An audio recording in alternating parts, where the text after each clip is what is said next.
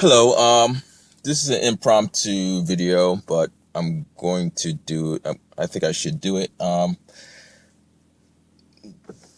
This is, what I'm going to do is I'm going to talk about a progressive rock song, and somehow I'm going to associate it with, what I see as a growing, alternative erotica, alternative porn movement. Or I would call it the alternative porn movement. It's not a mainstream movement in terms of a mainstream movement in terms of commercial appeal. I think that progressive rock, many of the members of progressive rock, many of the fans of progressive rock, right now, and clearly back in the 80s or in the 70s, there are certain themes that, or certain moral themes that run similar across both domains. Okay. Now,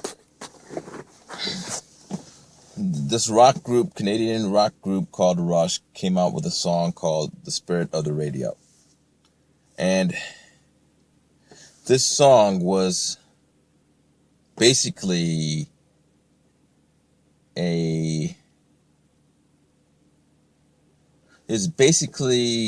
protest towards commercial music. Now, the song never says disco. It never says, specifically what groups that are commercial are.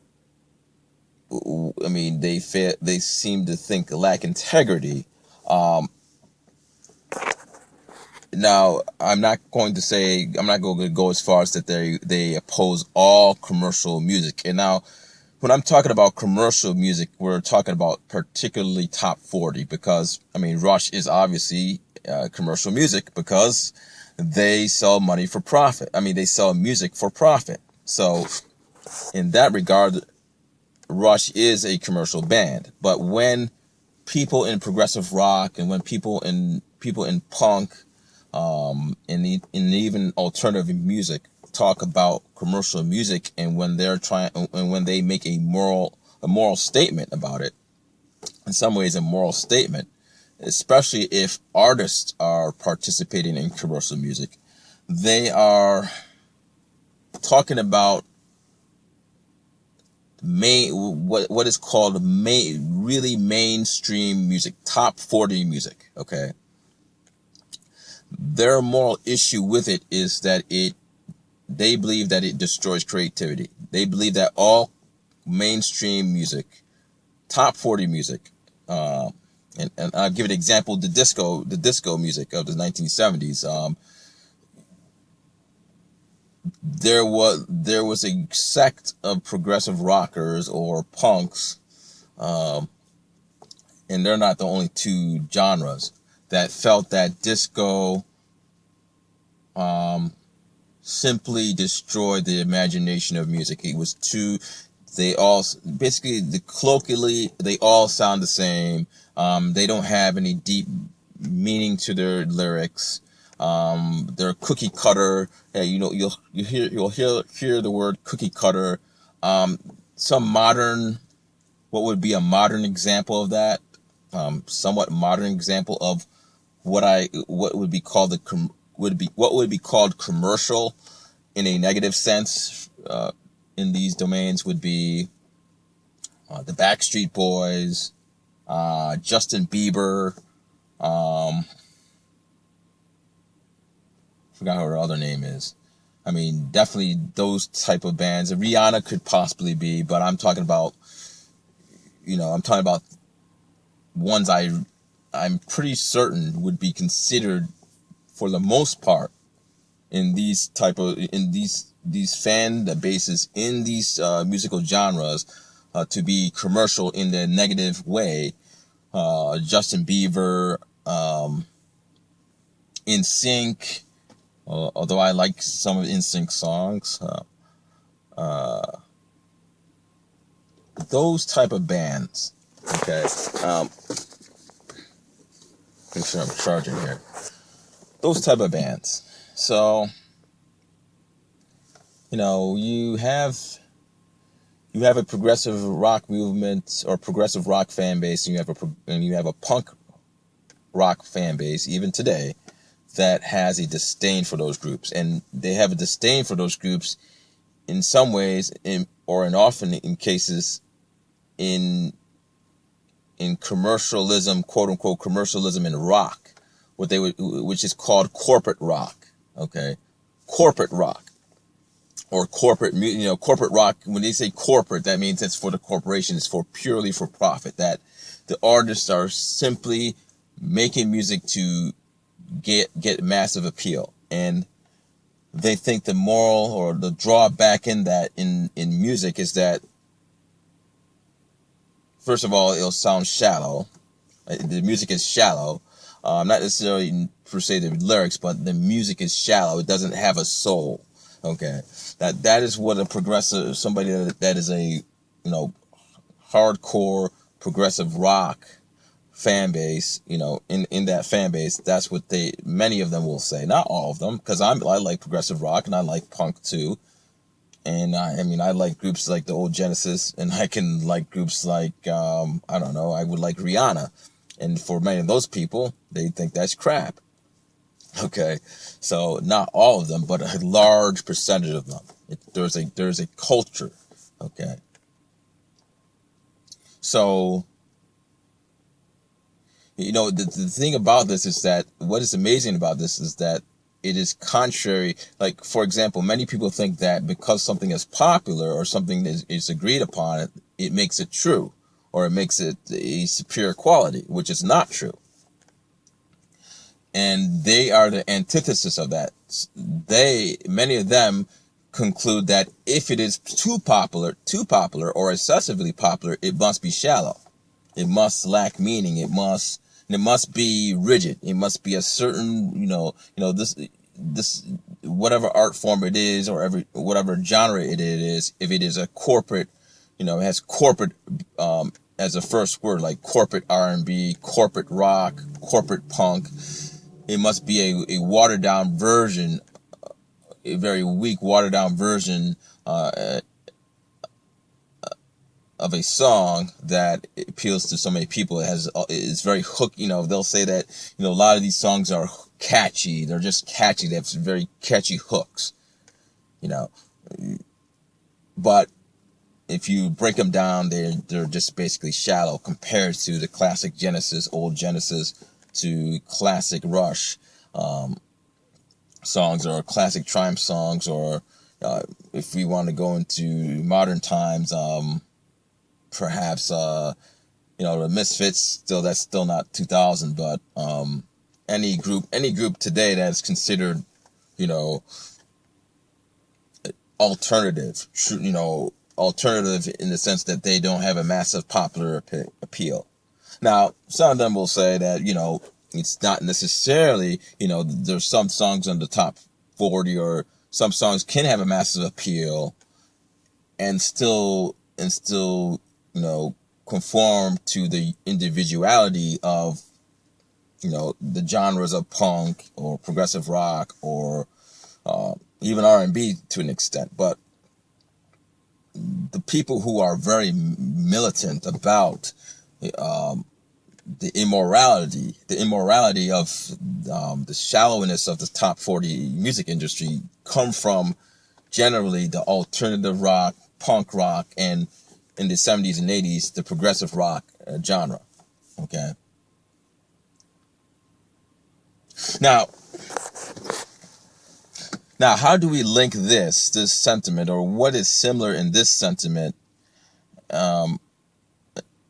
in these fan bases that links to fan bases of alternative erotica or alternative porn?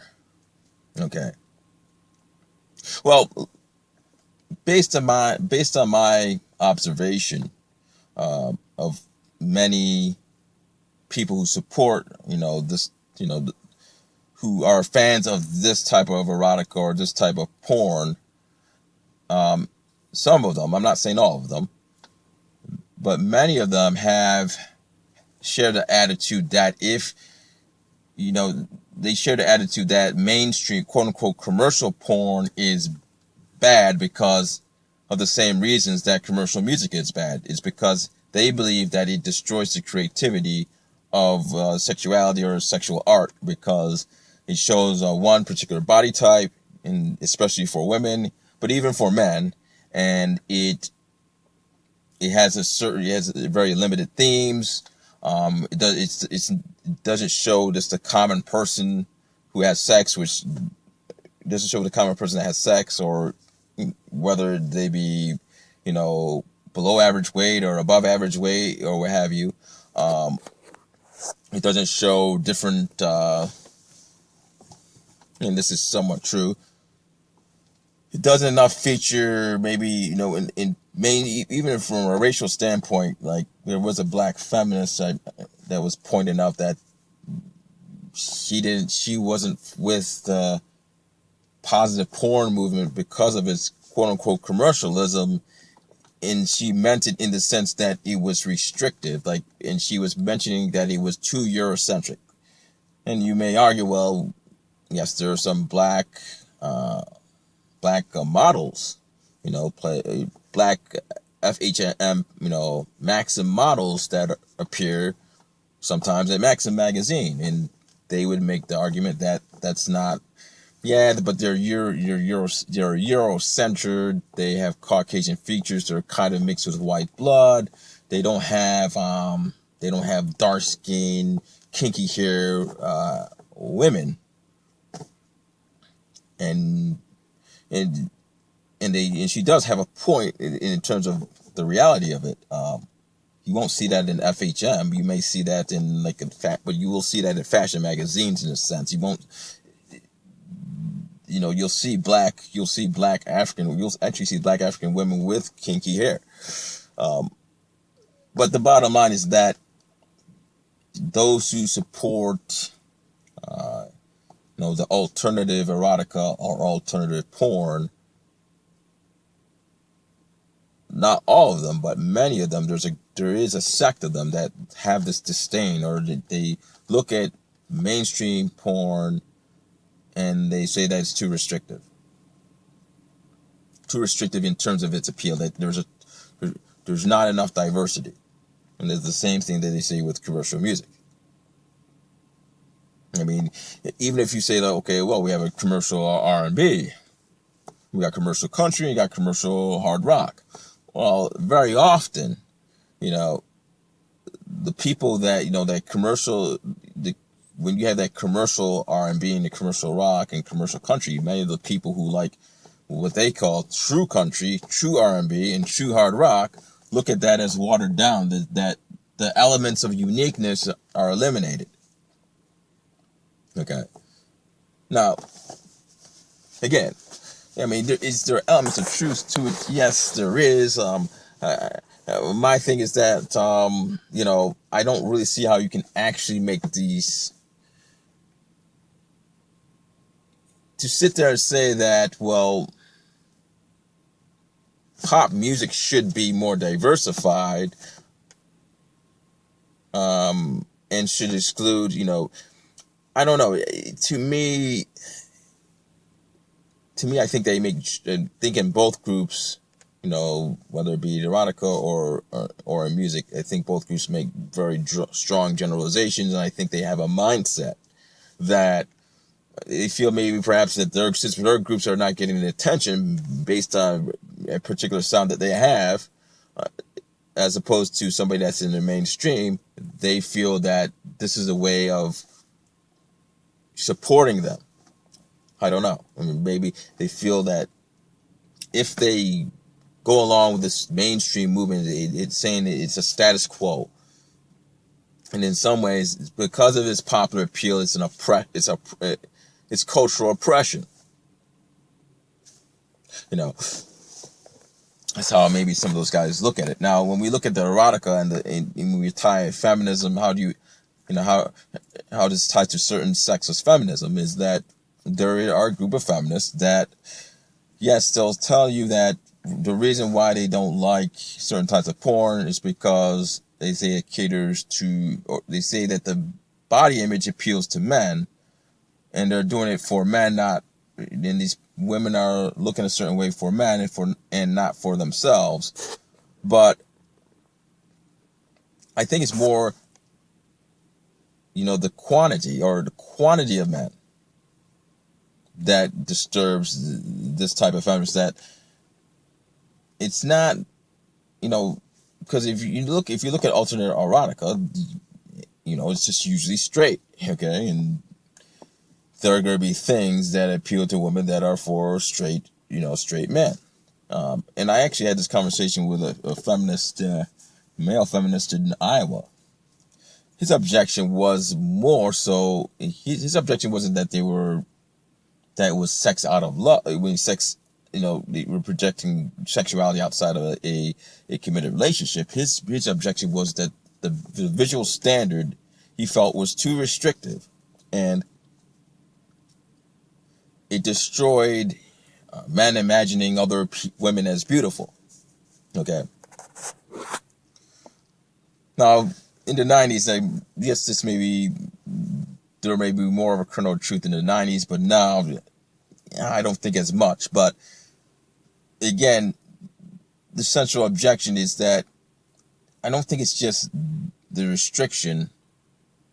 I think it's what's implicit is that their concern is that if, for say, a certain body image is projected as beautiful or sex appeal, the bottom line in their mind is that that massive appeal, okay, will render other ones that are not projected in this genre to be inferior or not as attractive. Okay, which could be or could not be true. Yes, it could be true. The problem I have is that it's almost like in both cases, or rather erotica or the music, these cliques, these fan bases, the problem is that popularity is oppressive. Popular appeal is culturally oppressive. Okay. That's the underlying thing. It's culturally oppressive. Now, sexuality, obviously, there's much more, people are going to attach much more meaning, or they're going to think that there's much more importance to make sure that it's not oppressive in sexuality, based on many other presuppositions. But so there's a main difference there. But the bottom line is that in both cases, there's this underlying concern that if they support this, or if they support something that has popular mass appeal, yes, they'll say yes, they could also add that it is shallow and that it's less depth. But I think there's something else behind it. I think that pop culture, mainstream pop culture in certain domains, people feel can be tyrannical implicitly. That yes, perhaps, yeah, so what if you don't, there's ways of making other fan bases feel that their music's inferior compared to something that has a greater mass appeal.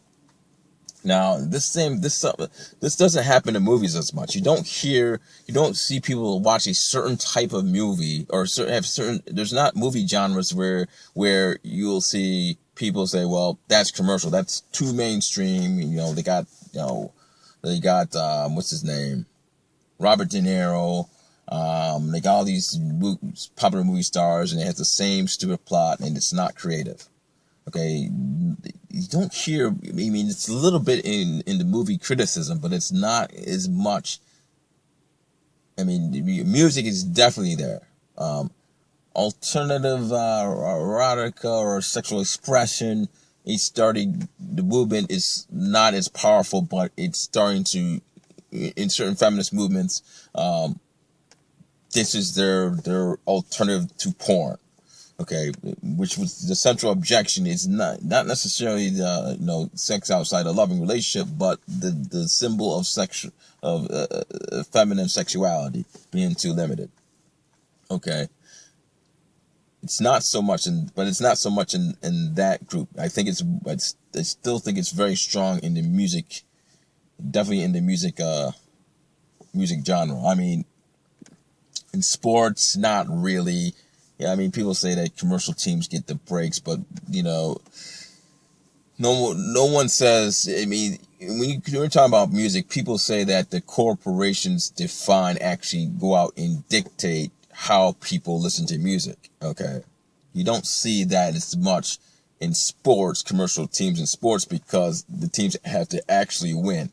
Okay, but when you look at it and you're looking at music, you see this all the time. And some people will add rap. There's certain cliques in rap, or certain fan bases in rap, that want to have street cred, or believe in street cred, or believe that rap should not be commercial. And yeah, you have that group, but it's not as prevalent. I think that because I think one of the things is that perhaps African Americans have had their music cross over so much. It's not really. It's not. There's so much of that fan base that may listen to pop or mainstream top 40. It's not as much of a problem when, as opposed to punk artists who believe that their music was from the underground and should stay underground. Black music has not been, punk music has been underground. I mean, there's certain types of punk and rock music that have continued to stay underground, and people wanted to stay that way. And what happens often in punk and alternative rock is that when a group becomes quote unquote commercial and gets on the top 40, and what they feel compromised their sound, that's where you have that backlash. So it gets back to this song called "The Spirit of the Radio" from Rush. That song clearly defines the sentiment of certain genres of music, and Rush is a progressive rock band. Okay, and there were many Rush fans who are fans of progressive rock who felt connected to that song. Okay, and they felt that was their anthem against, when Spirit of the Radio came out in 1980. Okay, and so it's probably most likely against disco, because disco was, many of the hard rock progressive bands looked at disco as being that type of commercial music. I know that people say that, well, a lot of the angst or hostility toward disco from the progressive rock movement was racial, and yes, some of that could have played a part, but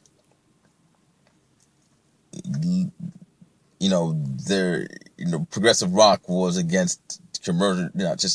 Disco was the one that got super commercialized in terms of massive appeal, and in their sound being more, I guess, friendly to other people, or more friendly. I mean, let's just face it, that there are certain elements in all these genres: country, R&B, hard rock, heavy metal. There's certain elements of that music that people find unique and that are not appealing to the mainstream. So when those groups see those sounds dissipated, they feel that you're compromising your integrity in some instances. But what they don't realize is that you're making that assumption without knowing that that person does not mind or likes the music that they're making that is mainstream. It's very possible people can to do top 40 music and like the music in top 40, like the music that they're creating. Number one, because they like it, and number two, because they're getting mainstream appeal.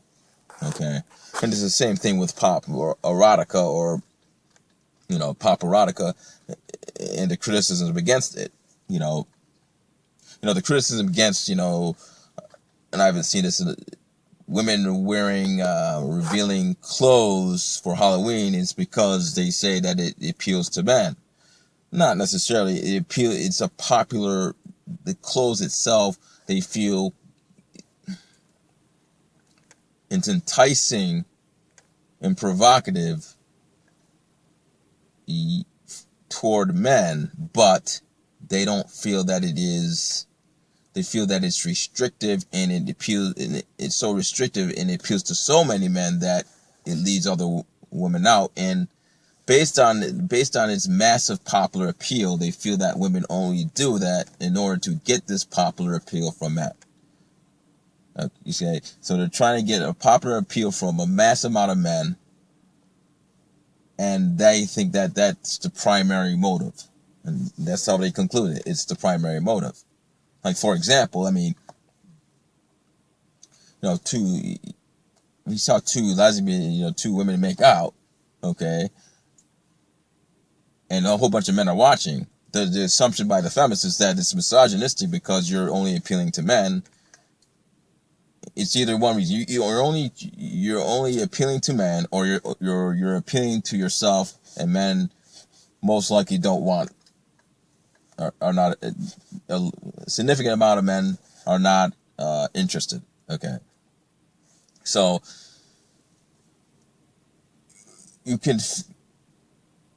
they will always question any woman that commodifies her sexuality in the sense that it has what we call the mainstream top 40 appeal. That is what I think that is what some sex and feminists are questioning. Okay. Once it has that appeal, they feel that you can tell them, well, you enjoy it yourself. Like, for example, if you have you have lesbian porn where they say it's the, quote unquote, made for men. The assumption is that, well, they don't enjoy it. Okay, because men are enjoying it. Okay, too many men. If it's alternative and it's like, there's a woman that, that's attractive to a certain amount of men, but it's not like, for example, Kate Upton, it's that has appeal, like, doesn't have a fan. She doesn't have a fan base like Kate Upton, and they feel that her appearance is not quote unquote top 40. Then that woman, okay, well, that's not a issue. That was probably is not an issue. Okay, so again, the issue is its massive appeal. In both instances, it's both the music industry and the erotic industry. Pop, mainstream genres in both respective domains, the critics have a trouble with its mainstream appeal because they feel that it intrinsically can overtake creativity, because people say, well, this is how you play music to get a whole bunch of people to listen to you, or this is how you look to get a whole bunch of men. It could be also women attracted to you if you're a male or female. So that's what I think. All right, enough of this. I'll see you later.